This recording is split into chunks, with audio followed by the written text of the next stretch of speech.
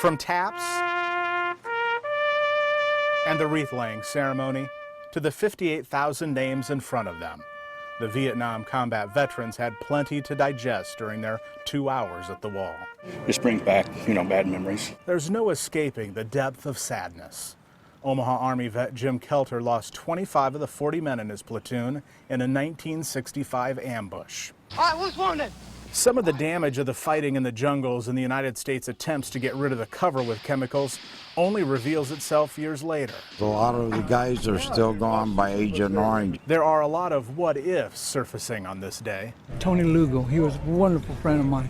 He was from Torrance, California. Got to be a dad, and Red Cross brought out little blue booties for him, and he was so proud of that.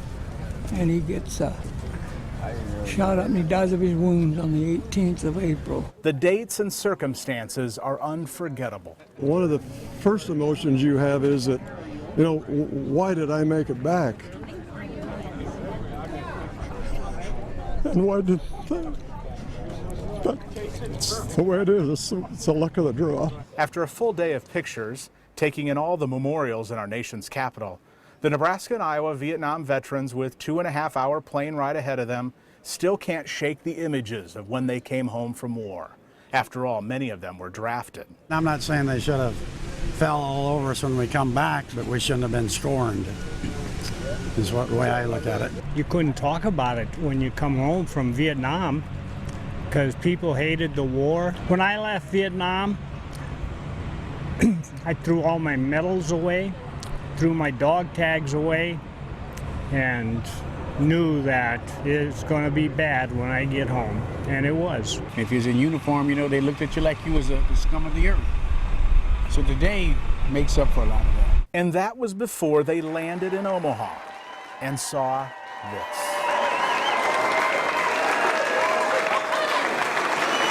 Remember the greeting in D.C. earlier in the day? The one that had impressed so many veterans? It paled in comparison to coming home. An estimated 5,000 people, many of them strangers, lined the terminal. Remember Larry Sabata, the veteran who felt he could finally close the chapter after 46 years in front of the wall? In the masses, we spotted a sign just for him. It's one of the greatest days of my life, I have to admit that. It was a emotional roller coaster, but it was well worth the trip. A walk that would normally take a few minutes lasted more than a half hour, depending on how long the veterans wanted to linger and take it in. It's just overwhelming. It made up for 40 years already. I just can't believe it.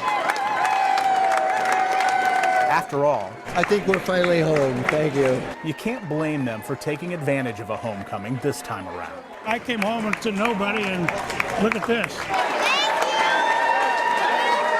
Appreciation from all ages.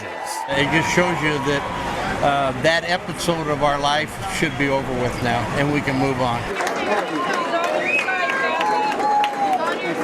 The Hero's Walk never seemed to end. We really don't know how to act because we didn't expect it.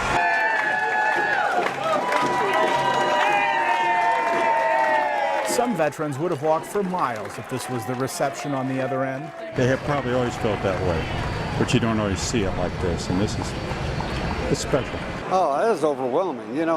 I talked to a couple ladies and they're crying. I says, why are you crying? I'm the one that should be crying.